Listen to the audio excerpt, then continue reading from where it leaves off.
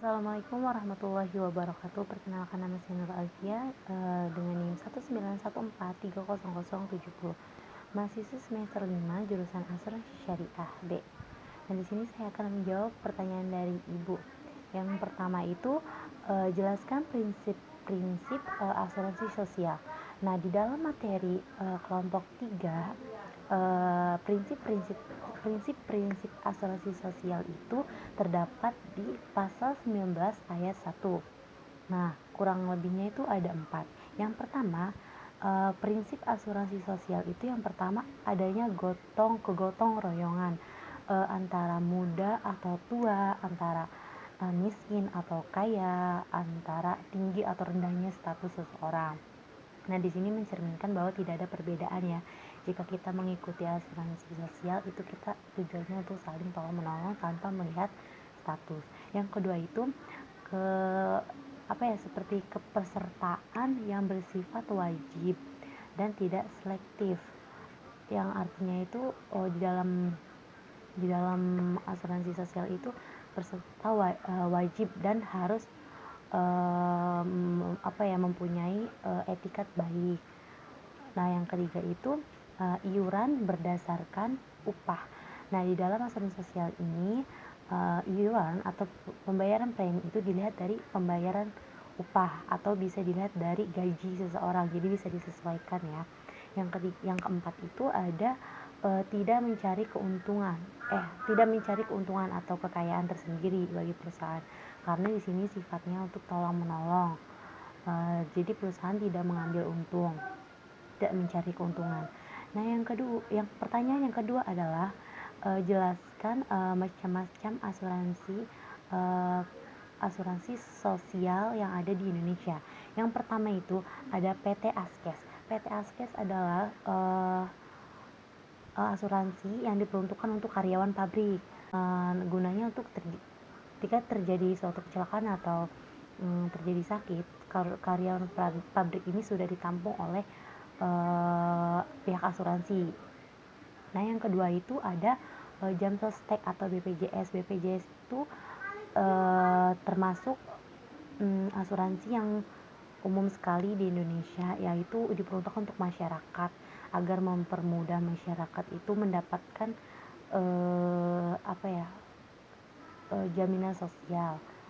Yang ketiga itu adanya Jasa Raharja Persero. PT Jasa Raharja itu diperuntukkan asuransi yang asuransinya itu berupa semisal terjadi kecelakaan lalu lintas seperti itu. Yang selanjutnya itu ada PT Taspen. PT Taspen itu diperuntukkan untuk PNS atau pegawai negeri yang memiliki seperti dana pensiun. Nah, yang terakhir itu ada PT Asabri, yaitu asuransi yang diperuntukkan untuk angkatan bersenjata seperti TNI, Polri, dan lain-lain. Itu sudah ditanggung asuransinya oleh perusahaan. Nah, yang terakhir itu sebutkan kelemahan dan kelebihan atau kekurangan atau kelebihan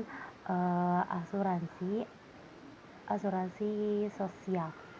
Nah, kekurangan atau kelebihan asuransi sosial itu yang pertama itu biaya premi yang terbilang terjangkau. Di dalam asuransi sosial itu salah satu kelebihannya itu biaya preminya terjangkau.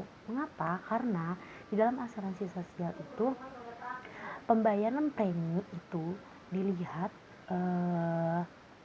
dilihat melalui upah atau pendapatan tertanggung. Semisal pendapatannya sehari itu 50.000, berarti kurang lebih semisal 10%-nya itu untuk membayar premi.